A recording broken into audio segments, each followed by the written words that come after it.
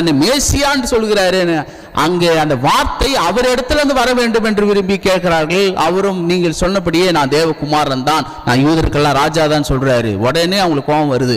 அப்போ கவர்மெண்ட்டில் கூட பார்த்தீங்கன்னா அவர் உலகத்தில் 30 வருஷம் அவர் வாழும்பொழுது கூட பார்த்தீங்கன்னா 30 வயசு வரைக்கும் வாழும்பொழுது கூட பார்த்தீங்கன்னா அவரை வந்து பிரதான ஆசிரியர்கள், வேதப்பார்கள், பரிசேயர்கள், சதுசேயர்கள் இவங்கெல்லாம் வந்து அவர் எப்படியாவது அவரை கெட்டவரை ஆக்கிடணும்னு சித்தரிக்கிறாங்க, எதோ பண்ணுறாங்க. அப்போ ஒன்று பார்த்தீங்கன்னா காயின் எடுத்துகிட்டு வந்து காசை எடுத்துகிட்டு வந்து இதை ராயினுக்கு கொடுக்கணுமா இல்லை தேவனுக்கு கொடுக்கணுமா அப்படின்னு ஒரு கேள்வி எழுப்புறாங்க. இவர் வந்து இல்ல இது தேவனுக்கு தான் கொடுக்கணும் அப்படின்னு சொன்னா கவர்மெண்ட்ல பிரச்சனை. ஏன்னா அன்றைக்கு காலத்துல பாத்தீங்கன்னா கவர்மெண்ட்டை ரொம்ப வெறுத்தாங்க.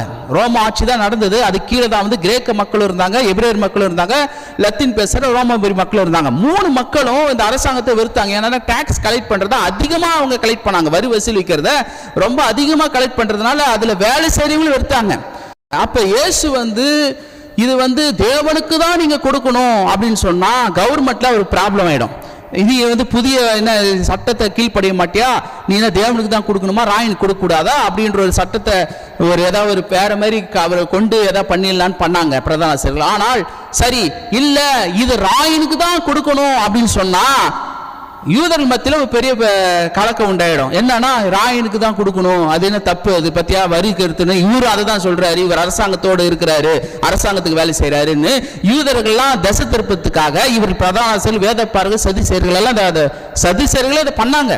ஆனா இயேசு பாருங்க எவ்வளவு ஞானமா சொல்றாரு, ஸ்மார்ட்டா சொல்றாரு. என்ன ராயினுக்கும் தேவனுக்கும் கொடுங்கன்றாரு. இன்னொரு இடத்துல பாத்தீங்கன்னா பேதுருட்ட வந்து கேட்குறாங்க, உங்கள் இயேசு வரி செலுத்துவாரா அப்படின்னு கேட்டாங்க. அதுக்கு நான் இருங்க கேட்டு வரேன்னு போய் இயேசுட்டு கேட்கும். இயேசு சொன்னார், ராஜாக்கள் வரி செலுத்துவதில்லை, கலெக்ட் பண்ணுவாங்க, மணியை வந்து கலெக்ட் பண்ணுவாங்க. இருந்தாலும் நான் வந்து இந்த பூமியை வந்திருக்கிறதுனால, ஒரு மனுஷனாக வந்திருக்கிறதுனால, ஒரு குடிமகனாக இருக்கிறதுனால நானும் வரி செலுத்துவேன். ஆனால் செலுத்துகிற விதத்தை பார்த்தீங்கன்னா கலிலே கடலுக்கு போ, அங்கே மீன் இருக்கும், அங்கே போனீங்கன்னா உனக்கும் எனக்கும் வேண்டிய காசு அந்த பணம் இருக்கும், அதை கொடுப்போன்றாரு. வாயிலேருந்து மீன் வாயிலேருந்து வருன்றாரு.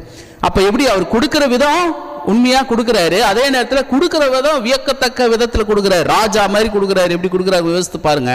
அப்ப கவர்மெண்ட்டுக்கு அகஸ்டாக அவர் இல்லை, ஜனங்களை மத்தியில் அவர் அப்படி இல்லை. ஏன்னா நன்மை செய்கிறவரை சுற்றி திருந்தனால்தான் பிலாத்தும் கூட இயேசு இந்த மனுஷத்தை எந்த குற்றத்தை நான் காணவில்லையே அப்படின்னு சொல்றாரு. அப்ப என்ன குற்றம்னா இவர் வந்து ஒரு புரட்சியை ஏற்படுத்துறாரு. என்ன புரட்சி?